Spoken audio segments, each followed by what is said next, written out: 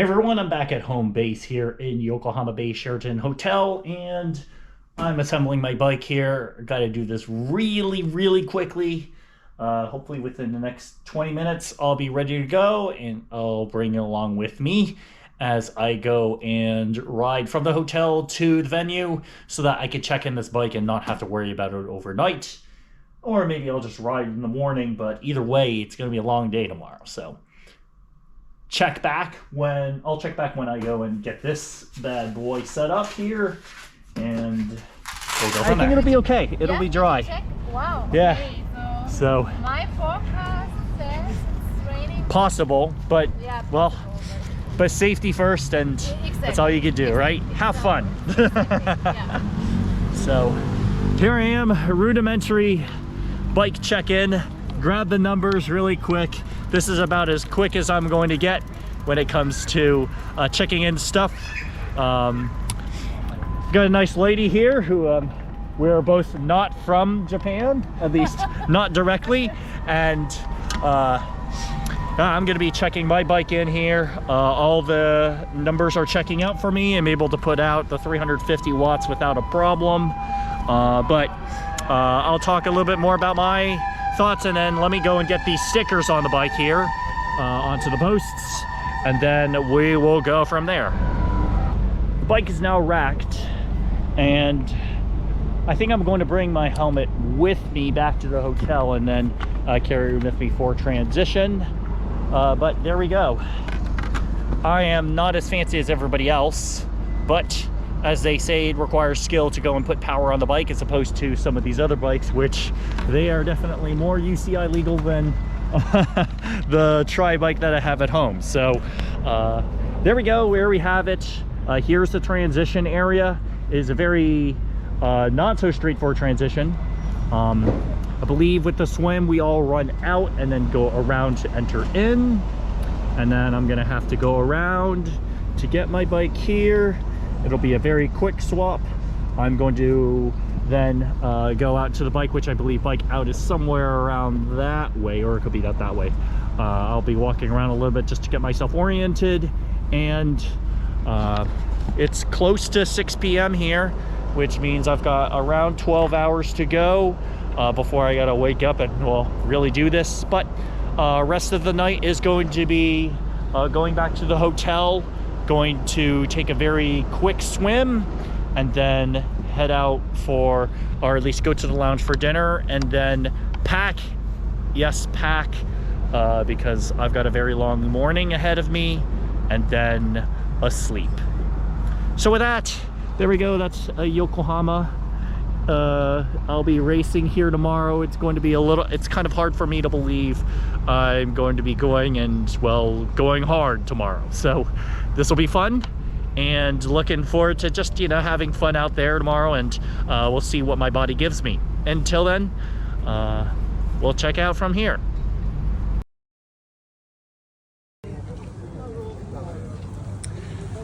Good morning, everyone. I'm here at WTCS Yokohama in transition in the start, or at least in the transition area. I've got a little bit of my food here, and then going to go through the area of transition. Sorry, it's vertical for the moment, but right now I'm still thinking about how I'm going to exactly set this up. I'm going to have my goggles. My shoes are still, of course, on me, and I'm going to keep it simple, stupid, as they say. The idea with these type of Olympic distance races is that you don't want to go and have too much stuff with you. So this is about as simple as a transition is going to get. Nutrition is going to be on my back, and I've got one full bottle that I expect to fully consume through here in 1 hour and 3 minutes of cycling time expected. We'll see how long that goes. I've got the extra bottle. I think I'm going to leave that there just in case I need some fluids coming in and out. I expect to consume all the fluid today, as well as gels, and I'm going to have to go and rely a little bit on the run course to make sure that there is enough fluid out there. But I've got myself, well, 7:39, the race doesn't start until 9:08, so I've got another hour and a half to really just chill, but I'm going to get the rest of my transition here set up, and probably put on half my wetsuit just to make sure I stay warm. And there you go. that is the setup. Apologies for the camera because I forgot to bring my GoPro here because I was on my rush here, and the more I think about it, I did not need to rush. So until then, I'm going to give a few thoughts before I go and check out of here. We'll talk again. All right, I'm in the bag drop area here and just want to give a quick preview before I go and drop my bag, and I'll be away from my phone and devices and cameras. So very briefly here, I think my overall strategy is just to have fun. I don't think I'm going to be fast. I'm not going to be close to being fast today. I'm seeing all the other bikes, so it actually might serve me well that I don't go as fast as I could. I mean, this is more or less a good race before Escape the Cape. That's going to be coming up in about a month's time from now, and I still haven't booked plane tickets for that, which that's another conversation for another day. But over there, that's where the transition is. I got to remember that particular tree. Going into T1, so T1 is out that way, and then we're going to come back on the bike along the road, and run out, I believe, is over towards the other side that way. It is a fast and furious course from what I remember from a couple years ago. Looks like the entrance exits are still the same. Most of the run course looks to be mostly the same, except for a little around the brick area, but it's going to be painful anyways. A little bit further up through the north. But the bike course looks similar, but I have my roadie here because I don't think that the cornering is going to help me if on my tri-bike. My trike likes to go very fast, so I'm just going to do with what I have with my road bike and see how it goes. Now, we've got the PTS athletes going out there, which is really cool to see, but now I got to go and get myself prepared here and eventually get to the start line, which is about a half a kilometer away, and it's 8:12, and I have to stage there by 8:30. So I'm going to make my way out, and I'll check back once I'm done with the race, and wish me luck.